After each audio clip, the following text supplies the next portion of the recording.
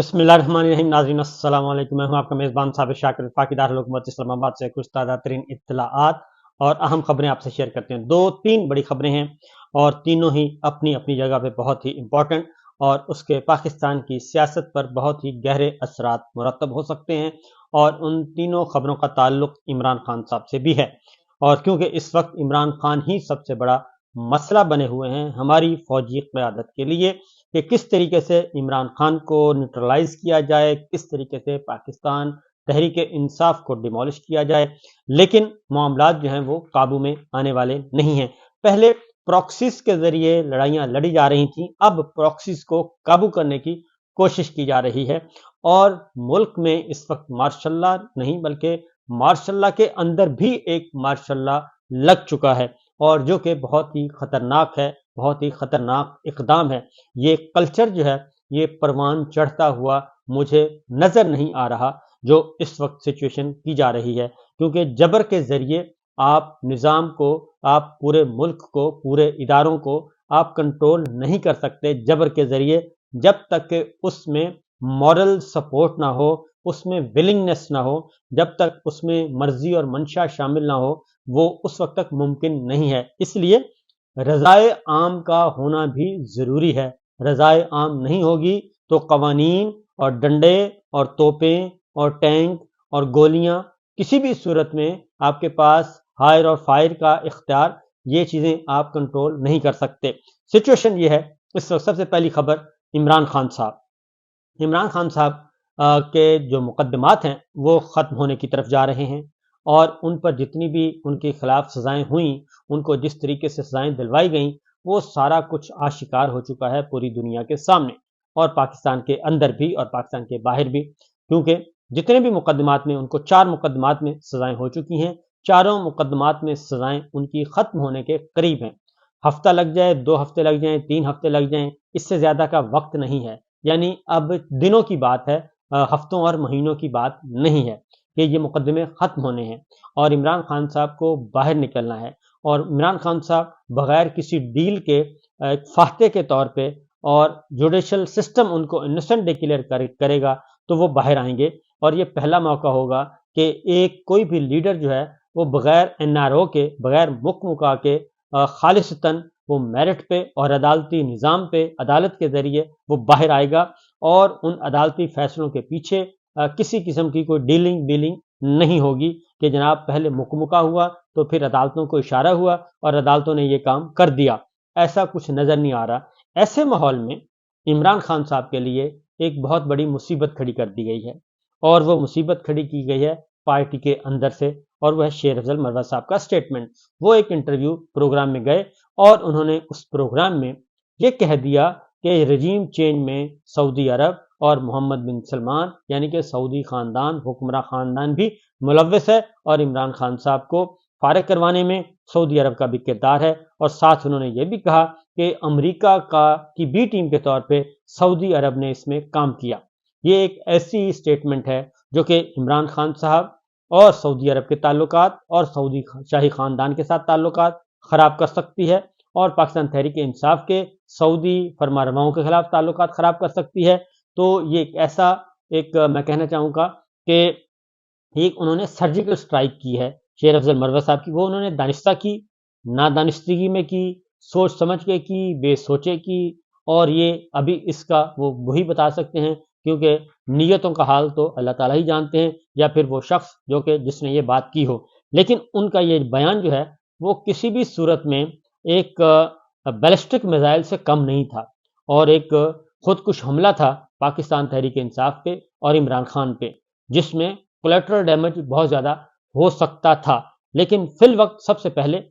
इस चीज़ को भांपा जुल्फी बुखारी साहब ने और उन्होंने फौरन सोशल मीडिया पे जाके इसको डिनाई किया और उन्होंने कहा कि शेर अफजल मरवत का सऊदी अरब से मुताल्लिक बयान जो है वो दुरुस्त नहीं है और सऊदी अरब के बारे में ना तो इमरान खान और ना ही पीटीआई ऐसी कोई राय रखते हैं। और सऊदी अरब हमेशा से हमारा करीबी ब्रदर मुल्क रहा है और रहेगा। सऊदी अरब कभी भी किसी भी सूरत या हालात में हमारी मदद करने में नाकाम नहीं हुआ, जो कि फैक्ट है। यहाँ तक कि सऊदी वफद का हालिया दौरा भी اسی کا ثبوت ہے۔ ہمارے پاس سعودی عرب کی طرف سے کسی قسم کی مداخلت پر یقین کرنے کی کوئی وجہ نہیں ہے۔ ہمیں فخر ہے اور شاہی خاندان کے ساتھ اپنے تعلقات کو اولین ترجیح سمجھتے ہیں۔ یہ بات انہوں نے سٹیٹمنٹ فوری طور پہ دی، اور اس کے بعد پھر پاکستان تحریک انصاف کی اپنی جو ہے ان کی خبر آئی، اور ان کے ترجمان کا اپنا بیان آیا، رؤف حسن صاحب کا۔ میں یہ اس لیے کہہ رہا ہوں کہ یہ ایک بہت بڑی خطرناک کھیل عمران خان صاحب کے خلاف دانستگی میں یا نادانستگی میں ہو گیا، اور اگر اس کا ازالہ نہ کیا جاتا یا ازالہ نہ کیا گیا تو یہ ایسے ہی سمجھیں کہ پاکستان تحریک انصاف اور عمران خان کو سعودی حکومت اور سعودی عرب اور سعودی شاہی فرمانرواؤں سے کوسوں دور لے جانے کا پلان ہے، کیونکہ میں سمجھتا ہوں، میرے علم میں ہے کہ عمران خان صاحب کے اور MBS کے بہت اچھے براہ راست مراسم تھے اور ہیں، کیونکہ اس وقت وہ جیل میں ہیں ظاہر ہے، لیکن جیل سے پہلے تک عمران خان صاحب کے کراؤن پرنس محمد بن سلمان سے براہ راست ایک قابل اعتماد والا رشتہ، پیار محبت والا رشتہ موجود تھا، اور رابطے بھی تھے۔ اور عمران خان صاحب جو ہے مشکل ترین ایک لمحہ آیا عمران خان صاحب پہ، تو اس وقت MBS نے انٹروین کیا، اور عمران خان صاحب کے لیے وہ لمحہ جو ہے مشکل ترین لمحہ، وہ اس سے نجات ملی۔ یہ ایک امپورٹنٹ ڈیولپمنٹ تھی، جسے میرا اپنا خیال ہے کہ زلفی بخاری جو ہیں وہ اس بات سے بہت اچھی طرح واقف ہیں۔ تو یہ تو ہے ایک بات۔ دوسری بات یہ ہے کہ سعودی گورنمنٹ جو ہے، جب تک ڈاکٹر عارف علوی صاحب ایوان صدر میں موجود تھے، تو اس وقت جو سعودی قیادت ہے وہ ڈاکٹر عارف علوی صاحب سے بھی رابطے میں رہی، اور مسلسل رابطے میں رہی، خواہ وہ سعودی ایمبیسیڈر ہوں یا سعودی حکام ہوں۔ لہٰذا جب بھی سعودی عرب سے کوئی ڈیلیگیشن آیا اس دوران پچھلے 2 سالوں میں، تو سعودی ڈیلیگیشن ایوان صدر میں ڈاکٹر عارف علوی سے ملے بغیر نہیں گیا واپس، اور ان کا انٹریکشن رہا ڈاکٹر عارف علوی صاحب کے ساتھ، کیونکہ ڈاکٹر عارف علوی ہی پاکستان تحریک انصاف کی نمائندگی کر رہے تھے ایوان صدر میں۔ تو اس لیے یہ جو چیز ہے شیر افضل مروت صاحب نے جو کی، میرا اپنا خیال ہے کہ یہ بہت زیادہ ایک انہوں نے آؤٹ آف دا باکس اور کریز سے باہر نکل کے ایک غیر محتاط گفتگو کی، جس کی وجہ سے یہی وجہ ہے کہ پاکستان تحریک انصاف کی طرف سے شدید رد عمل آ رہا ہے، اور میرا اپنا خیال ہے کہ شیر افضل مروت صاحب کے لیے مشکلات پیدا ہو سکتی ہیں پارٹی کے اندر، لیکن اس کا ڈپینڈ کرتا ہے کہ آنے والے دنوں میں، کیونکہ عمران خان صاحب تو ظاہر ہے جیل میں ہیں، وہ اس وقت کیا کر سکتے ہیں، جب باہر نکلیں گے تو تبھی بات ہوگی۔ پاکستان تحریک انصاف کی جو ترجمان ہے عمران خان صاحب کی طرف سے، پارٹی کی طرف سے جو پارٹی ترجمان ہے رؤف حسن صاحب، انہوں نے یہ کہا ہے، جو کہ پاکستان تحریک انصاف کے عمران خان صاحب کے ترجمان سمجھے جاتے ہیں،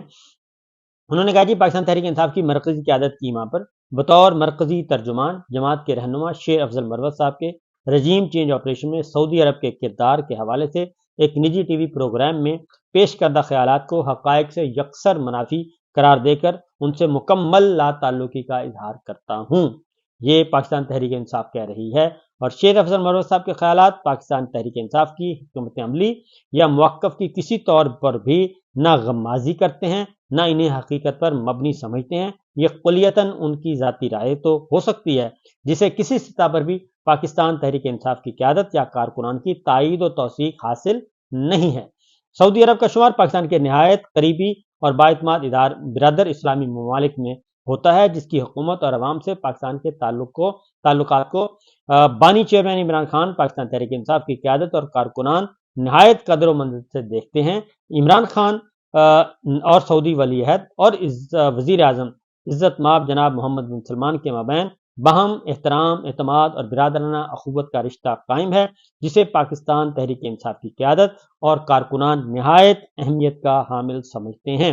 دونوں ممالک کے مابین دہائیوں پر محیط برادرانہ تعلقات پاکستان اور سعودی عرب کے مشترکہ کثیر الجہتی مفادات کے امین اور لائق تحسین ہیں۔ پاکستان تحریک انصاف ماضی اور حال کی طرح مستقبل میں بھی دونوں ممالک کے مابین قریبی اشتراک اور بھائی چارے کے فروغ کی خواہاں، اور سعودی قیادت اور عوام کی فلاح و ترقی کے حوالے سے نیک تمناؤں کے اظہار کے ساتھ اس ضمن میں بطور جماعت اپنا بھرپور کردار ادا کرتے رہنے کا عزم کا اعادہ کرتی ہے۔ یہ پاکستان تحریک انصاف کو فی الفور یہ سٹیٹمنٹ جاری کرنا پڑا، اور انہوں نے بر وقت یہ کام کیا۔ اب عمران خان صاحب پاکستان تحریک انصاف کے چیئرمین، وہ شیر افضل مروت صاحب کے ساتھ کیا کرتے ہیں اور جب ان کے علم میں لایا جائے گا تو میرا خیال ہے کہ وہی بتا سکتے ہیں، ابھی انتظار کرنا چاہیے۔ دوسری جانب ایک اور